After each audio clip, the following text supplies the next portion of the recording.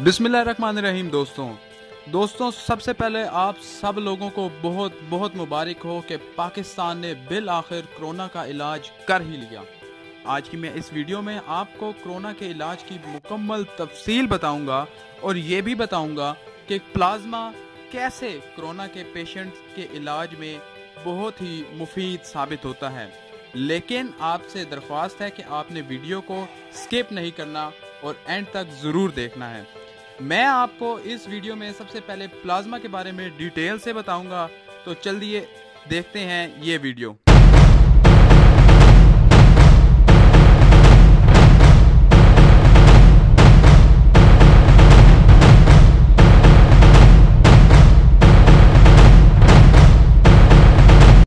हाँ दोस्तों, ये आप देख सकते हैं, ये है ब्लड।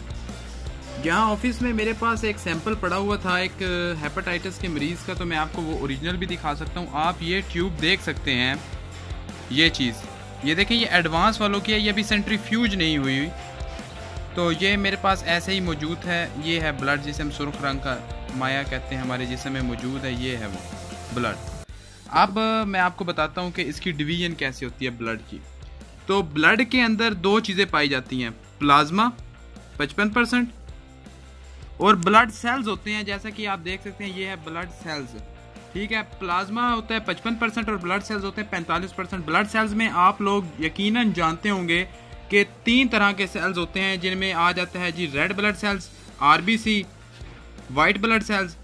आगे वाइट ब्लड सेल्स की 5 इकसाम है, जिनमें न्यूट्रोफिल्स, एसिनोफिल्स, बेसोफिल्स, लिम्फोसाइट्स। आगे लिम्फोसाइट्स में टी लिम्फोसाइट्स और बी लिम्फोसाइट्स। और उसके बाद प्लेटलेट्स। जी हाँ, ये वही प्लेटलेट्स हैं जो मियां नवाज शरीफ साहब के ऊपर नीचे हो रहे थे, लेकिन अब अल्लाह का शुक्र है लंदन जाके बिल्कुल ठीक है। लेकिन हमारा ये टॉपिक नहीं है दोस्तों। हमने जो चीज़ यहाँ पर ब्रीफली डिस्कस करनी है वो है प्लाज्मा। प्लाज्मा इंसानी खून का 55% होता है। यहाँ मैं एक और आपकी मालूमात में इजाफा करता जाऊँ कि इंसानी जिस्म में खून जिस्म के कुल वजन का 12% होता है।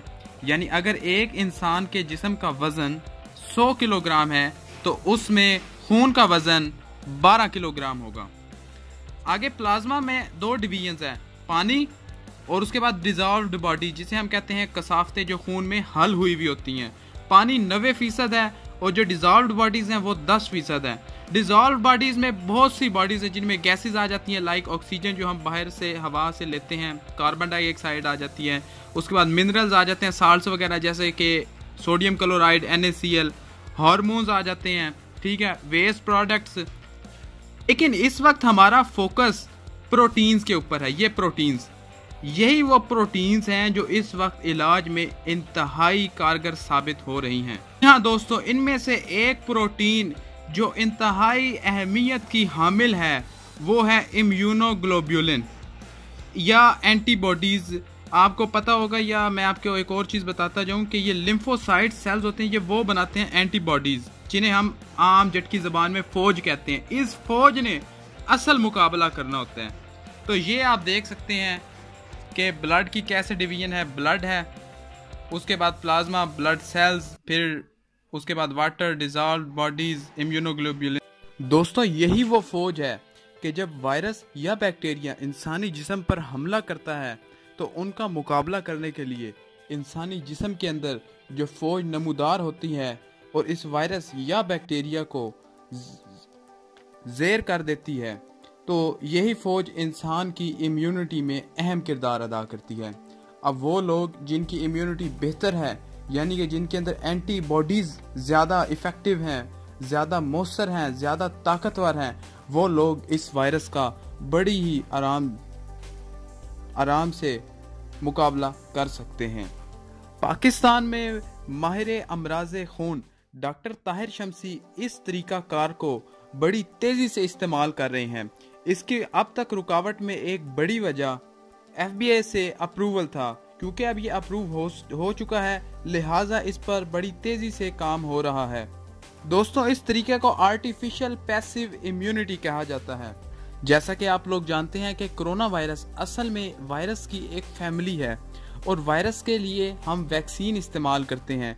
इनके लिए एंटीबायोटिक्स इस्तेमाल नहीं हो सकती, क्योंकि एंटीबायोटिक्स का इस्तेमाल बैक्टीरिया पर होता है, उनके खिलाफ रेजिस्टेंस पैदा करने के लिए होता है, और वायरस के मुकाबले के लिए वैक्सीन होता है। दुनिया भर के माहिरीन इस वक्त वैक्सीन की इजाद पर भरपूर तवज्जो दे रहे हैं और अपनी तैयारियां मुकम्मल कर रहे हैं, लेकिन इसके बावजूद वैक्सीन तैयार होने में कम से कम 1.5 साल लग जाएगा। लेकिन उसके दौरान हमने इस बीमारी पर अगर फोकस करना है, इसको ख़त्म करना है अपने मुल्क से, तो हमें सबसे ज़्यादा एहतियात करनी होगी और अपने इम्यूनिटी लेवल को बरकरार रखना होगा। इसके लिए क्या किया जाता है, पैसिव आर्टिफिशियल पैसिव इम्यूनिटी में जो लोग सेहत याब हो चुके हैं, जैसे कि याहिया जाफरी सेहत याब हो चुके हैं, यानी कि सेहत याबी का राज ही यही है कि उनके जिस्म ने एंटीबॉडीज़ डेवलप कर ली थी, उन्होंने ऐसी इम्यूनिटी बना ली थी कि जिसकी वजह से उन्होंने वायरस को शिकस्त दे दी है। तो अब उस एंटीबॉडीज़ को लिया जाएगा उनके जिस्म से, ठीक है, और वो जो सा जिनकी कंडीशन क्रिटिकल होगी, वायरस के जो से पेशेंट्स हैं, वो उनमें डाल दी जाएगी, यानी कि उन्हें हम याहिया जाफरी की फ़ौज दे देंगे। अब वो फ़ौज उस वायरस का मुकाबला करेगी और उसे शिकस्त दे देगी। ठीक हो गया। अब इस ट्रांसफ्यूजन के दौरान ब्लड की एक शख्स से दूसरे शख्स में मुंतकिली, आप लोग जानते हैं कि दुनिया में 4 ब्लड ग्रुप्स हैं, A blood group, B blood group, A B blood group और ओ ब्लड ग्रुप।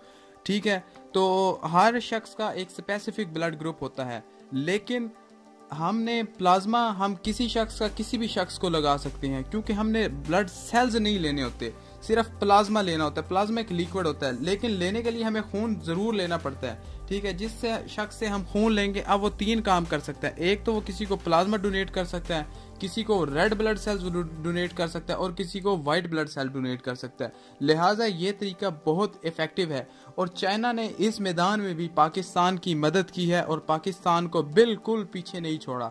चाइना माहिरीन के मुताबिक उन्होंने पाकिस्तान को एक बहुत वाफिर मिकदार में प्लाज्मा डोनेट किया है, जो कि सेहतमंद अफराद का प्लाज्मा है, और पाकिस्तान इस प्लाज्मे से एंटीबॉडीज निकाल के, फौज निकाल के, जो लोग सवीर किस्म के बीमार हैं उनमें मुंतकिल करेगा और उनकी सेहतयाबी के लिए बेहतर इकदाम उठाएगा।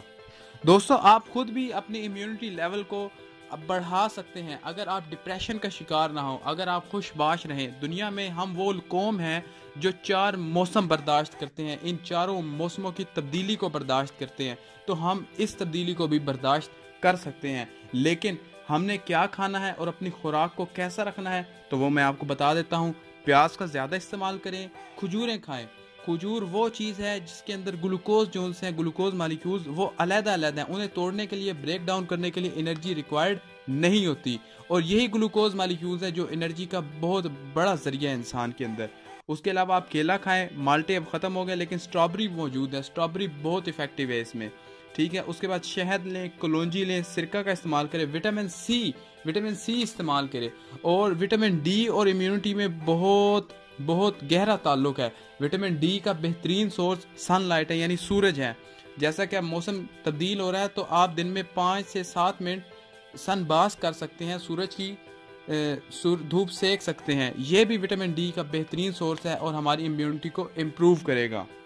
इसके साथ मुझे इजाज़त दीजिए। अगर आपने चैनल को अब तक सब्सक्राइब नहीं किया है तो प्लीज़ को सब्सक्राइब करें और वीडियो को शेयर करें, क्योंकि इल्म का शेयर भी एक सदका जारिया है। मेरी नेक्स्ट वीडियो के लिए अल्लाह हाफिज़।